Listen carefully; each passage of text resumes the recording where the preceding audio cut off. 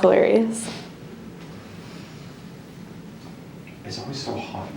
So we made a HOBERMAN circle, which is basically a HOBERMAN sphere, but in a circle. And it works on a basis of lattices in X's that go back and forth like this, and they have little pins in them that keep them together. We have these 24 little aluminum oblong shapes that have 3 holes drilled in them, and then in those holes you put little 3D printed pins that snap together, and those create 12 different linkage pairs, and those 12 linkage pairs all link together to make the HOBERMAN circle. You should just see how many shots of my butt we can get in this. Just punch it over something. So I made it, and I 3D printed it. It's called an MCHE. Shit. I 3D printed it last year, and it was, you know, it has like a drywall cutter as the router, and you put bits in it, and you use Fusion 360 to make the CAM computer aided manufacturing, and you make G code and you stick it in there. It can cut wood, plastic, aluminum, and steel. It's how we made the links. This is an L-structured problem. So the 2 hours we were supposed to be done in, that is passed. Now let's try and finish it in another 2 hours. Or sooner than that.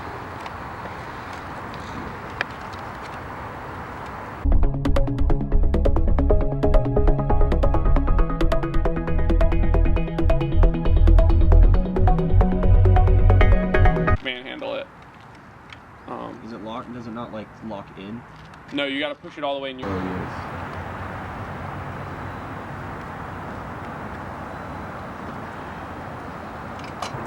There you go. And just bring it right down. Like 1 millimeter. Then you're just gonna turn it to the right until you see just a little bit of daylight between.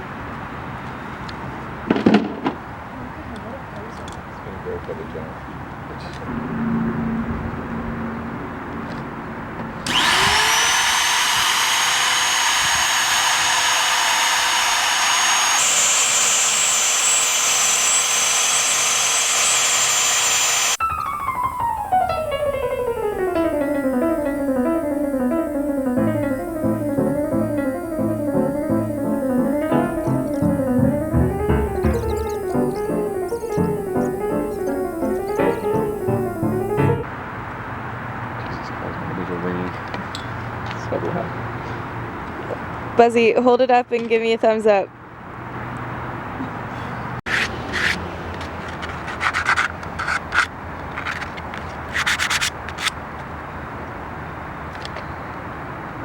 So the 3D printer that we used for this project was actually BUZZY'S. It's a Chinese brand 3D printer called the Ender 3, which is a pretty nice printer. Pretty good value. Only costs a couple $100. And we use Fusion 360, which is free for students. It's pretty good pizza. And we use Cura, which is a free open source program to slice the print. And this is really good. So then we just cut that and put it on an SD card and plug it right into the printer. And it took just about 7 minutes to print.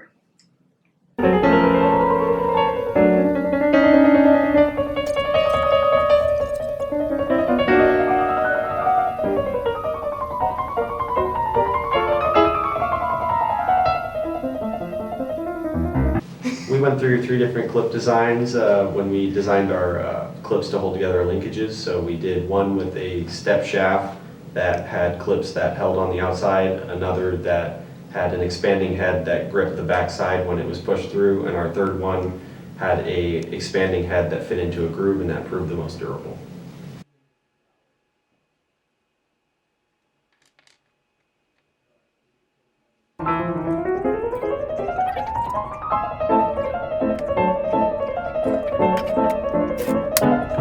A major issue that we had with this project was tolerance stacking.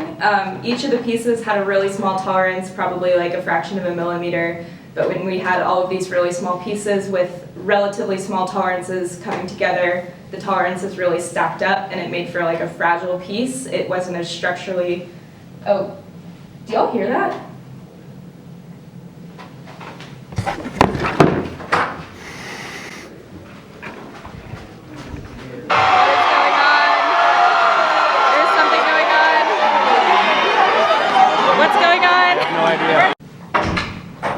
All right, so anyway, the other problem we had was with the drill bits for the CNC router. They don't last that long, they got really dull, and when that happened it kind of shredded the aluminum rather than making a clean cut. So we had a couple linkages that came out with really jagged edges. They were really sharp and they were a little bit too damaged to sand down. So we ended up having to replace those bits. We didn't figure out a way to sharpen them by hand, but that would be something that we would figure out in the future. But we had enough aluminum to get the right number of linkages.